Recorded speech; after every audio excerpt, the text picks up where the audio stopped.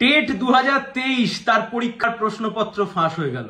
দুপুর 1টার সময় আমার আপনার মোবাইলে আমরা যারা ফেসবুক করি, ফেসবুকে চারিদিকে সোশ্যাল মিডিয়ায় চারিদিকে ঘুরে বেড়াচ্ছে তখনও প্রায় 1.5 ঘন্টা বাকি পরীক্ষা হওয়ার। অথচ দ্বিস্তরীয় নিরাপত্তা বলয়ে টপকে আজকে সবাই মোবাইল বাইরে রেখে তারপরে সবাই পরীক্ষা দিতে ঢুকেছিলেন। তারই মাঝে গোটা রাজ্য জুড়ে পরীক্ষা চলাকালীন টেট 2023-এর যে প্রশ্নপত্র সেই প্রশ্নপত্র ফাঁস হয়ে গেল। গৌতম বাবু কি বলবেন এবার? মানে পাল বংশের শেষ সম্রাট আমরা পড়েছিলাম, মধ্যশিক্ষা পর্ষদের এই প্রাথমিক শিক্ষা পর্ষদের একদম বিশাল বড় যুধিষ্ঠির ব্যক্তি মানিক ভট্টাচার্যের পরে নিজেকে প্রতিষ্ঠিত করতে চেয়েছিলেন। 2022 সালের টেট নাকি ওনার কাছে ছিল স্বপ্নের টেটের মতো। উনি বলেছিলেন এই টেট হচ্ছে আমার কাছে স্বপ্নের টেট। পরবর্তীকালে আমরা কি দেখলাম? সেই স্বপ্নের টেটে 2022 সালের স্বপ্নের টেটে কুন্তল ঘোষ, তৃণমূল কংগ্রেসের যুব নেতা, যিনি এখন জেল খাটছেন, ইডির কাস্টাডিতে রয়েছেন এই শিক্ষক নিয়োগ দুর্নীতির মামলাতে, তার বাড়ি থেকে 2022 সালের ওএমআর শিট উদ্ধার করেছিল কুন্তল ঘোষের বাড়ি থেকে ইডি। আর আজকে 2023 সালের পরীক্ষা চলাকালীন প্রশ্নপত্র ফাঁস হয়ে গেল। আর তার চাইতেও বড় কথা, আপনি যদি সামগ্রিকভাবে দেখেন, 2022 সালের টেট হলো, টেটের কোনো নিয়োগ হলো না। 2022 সালের টেট যারা দিল তাদের কোনো ইন্টারভিউয়ের কল লেটার এলো না। 2023 সালে আবার টেট হয়ে গেল। এমন প্রচুর পরীক্ষার্থী আছেন যারা 2022 সালে পরীক্ষা দিয়েছিলেন, পাশ করেছিলেন, ইন্টারভিউয়ের কল লেটার পায়নি, তখন 150 টাকা দিয়ে ফর্ম ফিল আপ করেছে সেবারে, তার পরবর্তীকালে 500 টাকা দিয়ে ফর্ম ফিল আপ করছে। এত কোটি টাকা রাজ্যের সরকার ইনকাম করছে, রাজ্যের সরকার একদম পুরো বহাল তবিয়াতে রয়েছে, কিন্তু মাঝখান থেকে যে নিয়োগ, সে নিয়োগ কোথায়? 2022 সাল নিয়ে তো কোনো মামলা নেই। এই যে তৃণমূল কংগ্রেসের নেতা, মুখ্যমন্ত্রী থেকে শুরু করে একদম দলের মুখপাত্ররা চ্যানেলে গিয়ে চেঁচিয়ে বলেন আদালতে মামলা চলছে তাই জন্য নিয়োগ দিতে পারছি না। 2022 সাল নিয়ে কোনো মামলা নেই, তাও কেন নিয়োগ দিতে পারছে না? তার চাইতে বড় প্রশ্ন এই মুহূর্তে দাঁড়িয়ে, সবচাইতে পার্টিনেন্ট প্রশ্ন, যে একটা রাজ্যের সরকার তাদের এতটুকু দায়িত্ব, এতটা দায়িত্ব জ্ঞানহীন একটা রাজ্যের সরকার যে একটা টেট পরীক্ষা দায়িত্বের সাথে পালন করতে পারে না, ঠিকঠাক মতো করে করতে পারে না।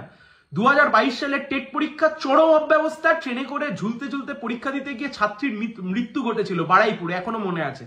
2014 সালের টেট পরীক্ষা কখনো 6 নাম্বার প্রশ্ন ভুল, কখনো তারপরে একের পর এক ওএমআর শিট ধ্বংস করে দেয়া, ওএমআর শিট নষ্ট করে দেয়া। মানিক ভট্টাচার্য পরে গিয়ে বললেন একের পর এক দুর্নীতি, কখনো আদালত তা প্যানেল বাতিল করে দিচ্ছেন, কখনো আবার সুপ্রিম কোর্ট সেটাকে পাঠিয়েছে এখন হাইকোর্টে, আপাতত ডিভিশন বেঞ্চে সেটা পড়ে রয়েছে।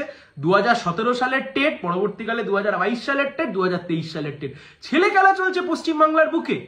এক ধাক্কায় এই বাংলার বুকে 4 লক্ষ মাধ্যমিক পরীক্ষার্থী কমে গেছে, আর এবছর প্রায় 3 লক্ষ টেট পরীক্ষার্থী কমে গেছে। অর্থাৎ সাধারণ বেকার যুবক যুবতীরা, শিক্ষিত বেকার যুবক যুবতীরা, যারা শিক্ষিত হওয়ার পরে যারা স্কুলের টিচার হতে চাইতো এতদিন, যার জন্য কেউ বিএড পড়তো, কেউ ডিএলএড পড়তো, তারা পর্যন্ত এখন পরীক্ষা দিতে যেতে চাইছে না। পরীক্ষার প্রতি একটা বিতৃষ্ণা জন্ম নিয়েছে, তার কারণ তারা জানে পরীক্ষা শুধু নামেই পরীক্ষা হচ্ছে, মাঝখান থেকে গোটাটাই দুর্নীতি, অন্তঃসার শূন্য একটি অবস্থা।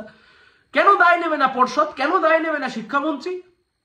এর আগে একের পর এক দুর্নীতি যখন হয়েছে রাজ্যের সরকার একইভাবে বাইপাস করার চেষ্টা করেছে, কেন দায় নেবেন? একটা অপদার্থ সরকার, একটা টেট 2023 এত ঢাক ঢোল পিটি এত কিছু করলো, একটা প্রশ্নপত্র পর্যন্ত আটকাতে পারলো না। এর আগের বছর আমরা দেখেছি ডিএলএড পরীক্ষা, নিশ্চয়ই আপনাদের মনে রয়েছে, ডিএলএড পরীক্ষার সময়তে ডিএলএড পরীক্ষার প্রশ্ন পর্যন্ত ফাঁস হয়ে গেছে, ডিএলএড পরীক্ষার প্রশ্ন পর্যন্ত ঠিকঠাক মতো করে রাখতে পারেনি। এই রাজ্যের সরকারের আমলে মেলা খেলা, মৎস্য উৎসব আর কিছু টাকা পয়সা ছাড়া, 500,000 টাকা ছাড়া এ রাজ্যের বুকে বেকার যুবক যুবতীদের যে চাকরির প্রশ্ন, স্কুলগুলো কার্যত ফাঁকা হয়ে গেছে, স্কুলগুলোতে শিক্ষক শিক্ষিকা খুঁজে পাওয়া যাচ্ছে না। চাকরির প্রশ্নে এই সরকার এতটা ব্যর্থ। পিটিআর রেশিও 1:30 থাকবার কথা, 30 জন ছাত্রছাত্রী পিছু একজন শিক্ষক শিক্ষিকা থাকবার কথা, সেটা গিয়ে কোথাও দাঁড়িয়েছে একজন শিক্ষক শিক্ষিকা পিছু প্রায় 80-85 জন ছাত্রছাত্রী। চলতে পারে এই অবস্থা? আপনাদের কাছে, বাংলার সাধারণ মানুষ যারা আমাদের কথা শুনেন, আপনাদের কাছে জানতে চাইছি, চলতে পারে এই অবস্থা? আপনারা বলুন তো। মমতা বন্দ্যোপাধ্যায় ক্ষমতায় আসবার পরে 2011 থেকে আজকে 2023 সাল এখনো অব্দি একটা নিয়োগের পরীক্ষা স্বচ্ছতার সাথে করতে পারলো না। হতে পারে তা বন দপ্তর, হতে পারে তা এসএসসি, হতে পারে তা টেট, হতে পারে তা গ্রুপ সি, গ্রুপ ডি, হতে পারে পৌরসভা নিয়োগ, সবকিছুতে দুর্নীতি। কোথায় যাবে বাংলার যারা শিক্ষিত ছেলেমেয়েরা, আমাদের বয়সী ছেলেমেয়েরা যারা পড়াশোনা করেছে, কোথায় গিয়ে দাঁড়াবে? সবকিছুর জন্য একটা করে যুক্তি, সেই যুক্তি কার্যত তৈরি করে রেখে দিয়েছে নয় কুণাল ঘোষ, নয় তৃণমূল কংগ্রেসের অন্যান্য মুখপাত্ররা।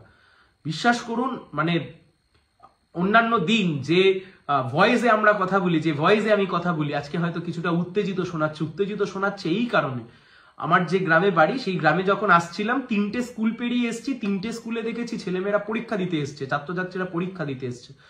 হয়তো অনেকে ভেবে এসছেন যে জানি কিছু হবে না, কিন্তু তাও একটা ট্রাই নিতে এসছে। তারা বাইরে বেরিয়ে জানতে পারছে যে প্রশ্নপত্র তারা ফেস করে এসছে সেই প্রশ্নপত্র 1.5 ঘন্টা আগেই বাইরে ঘুরে বেরিয়েছে। এই রাজ্যের সরকারের যদি এতটুকু যদি কাণ্ডজ্ঞান থেকে থাকে, গোটা মন্ত্রিসভার অবিলম্বে পদত্যাগ করা উচিত। সবাই ভালো থাকবেন।